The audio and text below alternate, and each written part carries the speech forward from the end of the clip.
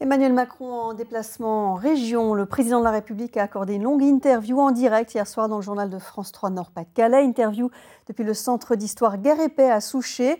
Viana Saki l'a notamment interrogé sur la question très polémique du prix du carburant. On l'écoute. Il y a le gaz qui augmente, il y a le carburant qui augmente. Ça, malheureusement, ça n'est pas le gouvernement qui en décide. Nous, ce que nous pouvons décider, c'est d'avoir une stratégie économique, industrielle et énergétique qui fait qu'on baissera progressivement le coût de l'énergie. C'est ce que j'annoncerai dans quelques semaines avec cette programmation pluriannuelle de l'énergie. C'est aussi pour ça qu'il faut sortir souvent des caricatures, mais c'est aussi pour ça que je veux que le gouvernement apporte des réponses à court terme pour tous nos concitoyens qui doivent rouler et aujourd'hui se trouvent pénalisés en termes de pouvoir d'achat. Je les entends, on va y répondre. Interview à voir dans son intégralité sur notre site paca.france3.fr. Et dans ce contexte d'augmentation de prix de l'essence, de plus en plus d'automobilistes se tournent vers une alternative, le bioéthanol. Ce carburant à 70 centimes le litre nécessite la pose d'un boîtier pour convertir sa voiture.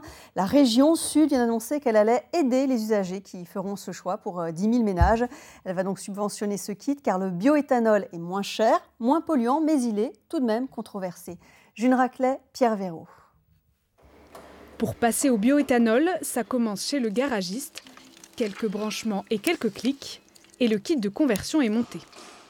En fait, c'est simplement pour que la voiture injecte un peu plus d'éthanol pour qu'elle puisse avoir une combustion normale et avoir un fonctionnement normal.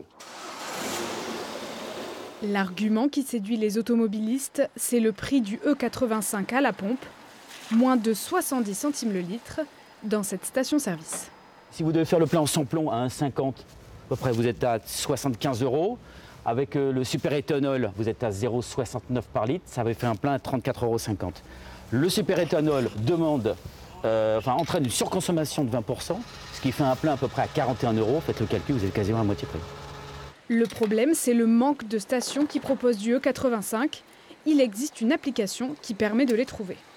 Ça représente, hélas, une station sur 10, ce qui est quand même pas beaucoup. On voit des gros distributeurs, ici dans la région, comme Carrefour, etc., n'ont pas de 85.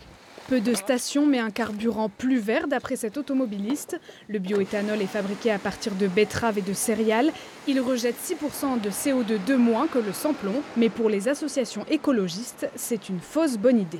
Ça amène à la monoculture, ce qui est absolument catastrophique pour les sols. Ça amène aussi à l'utilisation massive d'engrais qu'on est en train de décrier et contre lesquels on lutte en ce moment. Et ça amène aussi à priver des gens, des cultivateurs, de leur culture vivrière. Donc tout ça, c'est absolument catastrophique. En France, le carburant E85 commence à peine à se démocratiser. Mais sur d'autres continents, comme en Amérique du Sud, cela fait plus de 20 ans que l'on roule au bioéthanol.